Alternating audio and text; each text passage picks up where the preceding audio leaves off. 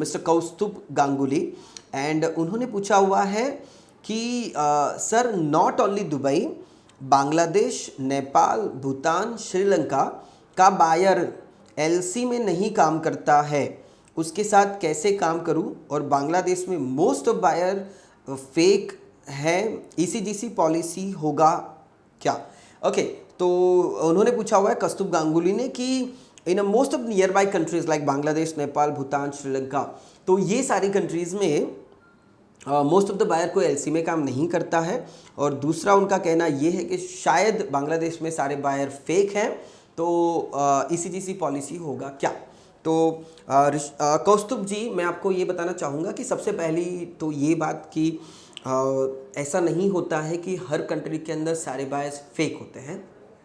It is not possible at all. और सबसे अच्छी और सबसे जानकारी देने वाली बात यह है कि ये सारी कंट्रीज़, अगर जैसे बांग्लादेश, नेपाल, दुबई, भूटान, श्रीलंका, ये सारी कंट्री का मोस्ट ऑफ द रिक्वायरमेंट,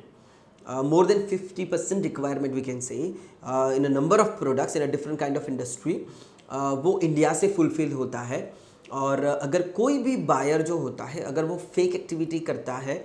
तो वो ब्लैक लिस्टेड हो जाता है and he will not able to do the business in future again.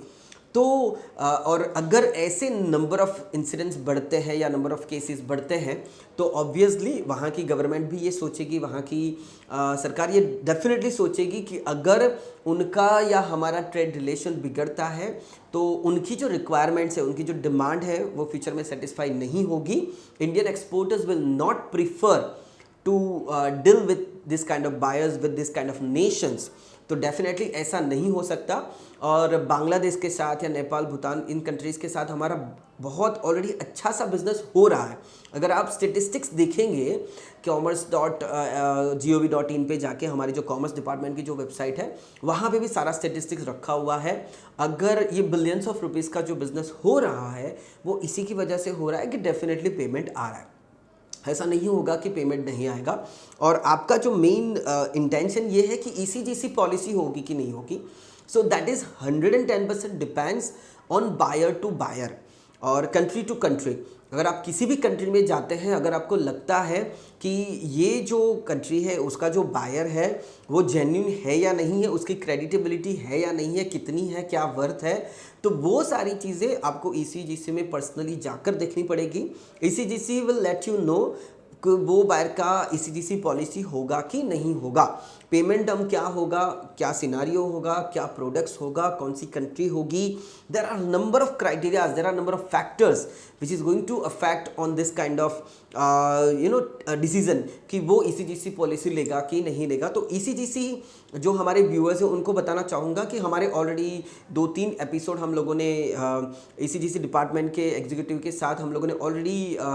Video करके रखे हुए हैं, तो आप वो भी थोड़ा ध्यान से देखिएगा, आपको समझ में आएगा कि ईसीजीसी होता क्या है। ECGC is a export credit guarantee corporation, जो गवर्नमेंट आपको प्रोविजन करके दिया हुआ है that if the buyer is not going to give you the payment, अगर बायर आपको पेमेंट नहीं देता है देन ईसीजीसी के अंदर आप अपना क्लेम करके अपना जो द मेन अमाउंट जो आपका एक्सपोर्ट का जो है, जहाँ पे आप लॉस कर सकते हो, तो वो आप वहाँ से रिकवर कर सकते हो। सो बेसिकली गवर्नमेंट ने आपको ये अश्योरेंस दिया हुआ है कि आप एक्सपोर्ट ज़्यादा से ज़्यादा एक्सपोर्ट करो, आप ये टेंशन लेने की ज़रूरत नहीं है कि बायर पैसा देगा कि नहीं देगा। बट ऑब्वियसली जैसे कौस्तुभ जी ने पूछा हुआ है कि मुझे ये वाले बायर के साथ ईसीजीसी मिलेगा कि नहीं मिलेगा। सो कौस्तुभ जी, आई विल रिक्वेस्ट यू कि एक बार आप ईसीजीसी में जाइए, पर्सनली वहाँ पे मिलिए। If you do have some buyers, अगर 2-3 बायर्स के नाम अगर आपके पास हैं, उनकी कंपनी के नाम या उनके एड्रेस डिटेल्स या वगैरह वेबसाइट वगैरह कुछ है, तो प्लीज़ कैरी विथ यू वो सारी चीज़ें, वो सारी डिटेल्स अपने साथ लेकर जाइए, ईसीजीसी में मिलिए, ऑफिसर के साथ